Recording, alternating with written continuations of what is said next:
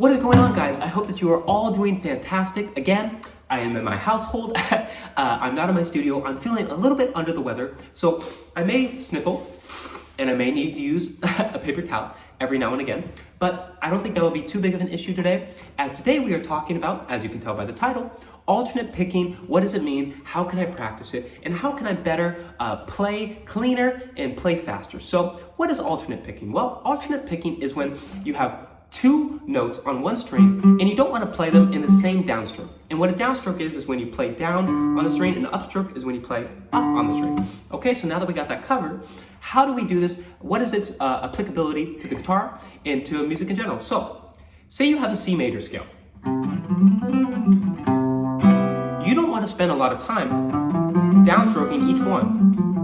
And additionally, what this does is if you decide to downstroke each one, it develops a specific tone. And one thing that I want you guys to understand and kind of grasp as a totality in all of these videos is that I'm trying to teach you guys and lend you guys the best options and a lot of tools that you can throw into your toolkit and that you can use to create good music.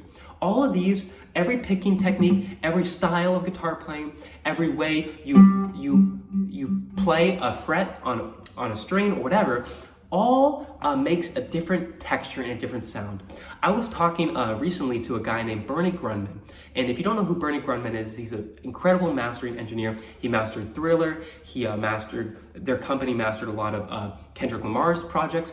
Really incredible. And he told me that if you put just one plugin into a chain, it's going to affect the entire sound of music.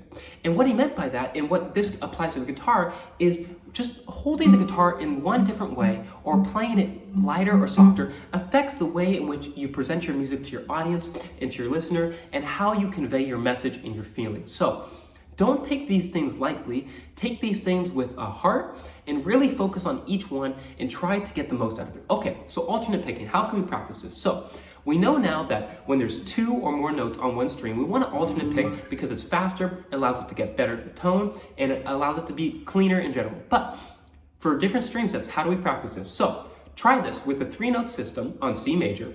If you'd be going down, up, down, up, down, up, down, up, down, up, down, up, down, up, down. And so what you see is that we're able to actually develop a faster way of playing, because what we're doing is we're spending less time having to use our wrist, and we're spending a lot more time making it a lot easier on our wrist, making it a lot easier on our fingers, and making it a lot easier on our left hand consequently too. So let's try this again. So down, up, down, up, down, up, down, up, down. And you see, I'm just, every single time, down, up, just going back and forth, up, down, up, down, up, down, up, down, up, down, up, down. Every time just switching back and forth, down, up, down. And so for two reasons, this makes it faster and makes it cleaner. Number one, the reason it makes it faster is because if you notice, when I go down on that third note, where am I on the right hand? Well, I'm already on the D string.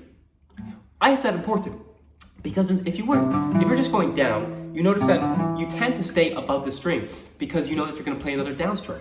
But if you're doing alternate picking, the advantage is you don't have to bring your pick up back to the note that you previously were on.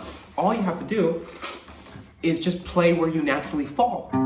See, I just naturally fell. My right hand fell naturally to that D string. See that? It was on the 5th string, but when I do that last downstroke, it automatically goes to that next string, which makes it a lot faster. So watch it in speed. So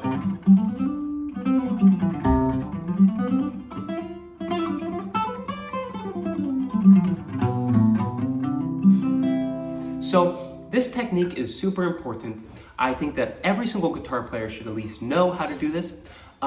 And it's the best way to navigate the guitar, because once you start doing lines like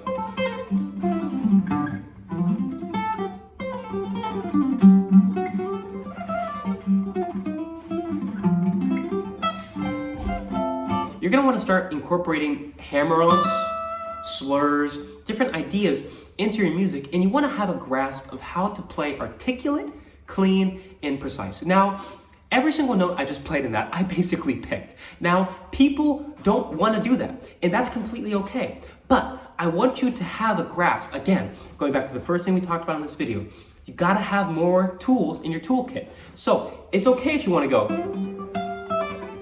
like you don't want to play each note, right?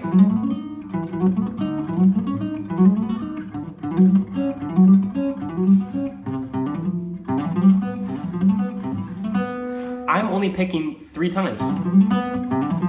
1, 2, 3, 1, 2, 3. And that's okay.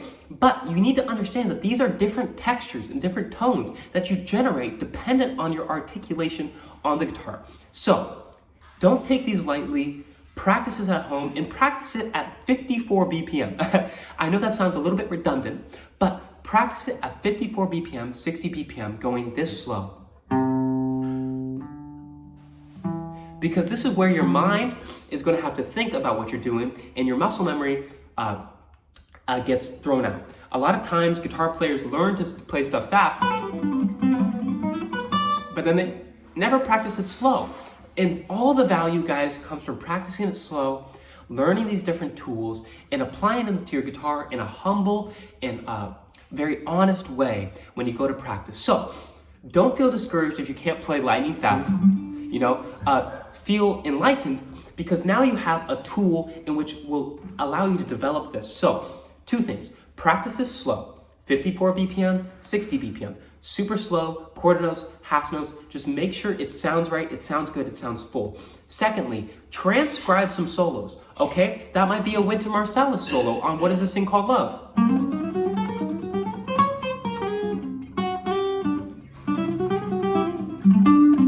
Those are both 2 lines that I pulled from Wynton Marsalis off his record. What's the record? It's What Is This Thing Called Love at the Live at the House of Tribes. Amazing record, one of the best jazz records of all time.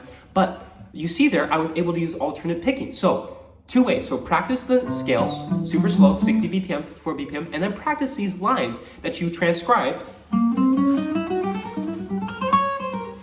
similarly at that tempo. I promise you guys, when you take it slow, when you dive into the articulation, the tone, how can you develop the tone? How does your right hand affect your left hand? How does your left hand affect your right hand consequently when you're bending the strings, when you're playing the strings? All these things, guys, is mastery at slow tempos. Mastery at slow tempos. Take it slow, play it perfect. Because the only way to play fast and perfect is to practice slow and perfect. I hope this makes sense. Comment down below if you have any questions regarding this or if you want some more tips. And if you guys subscribe or like or turn on bell notifications, I cannot describe how much this helps me, helps my career, and helps my future. So it's completely free. So if you like this video, if you found it informative, please drop a subscribe, please hit a thumbs up, and comment what you enjoyed about it and what you would like me to talk about next. Thank you guys so much. You can check out all of my guitar videos on Instagram at futureself.official or on TikTok at .futureselfmusic. You can check out all of my music on Spotify and Apple Music and SoundCloud and YouTube music at futureself. So God bless you guys. I hope you have a great day. Thank you so much.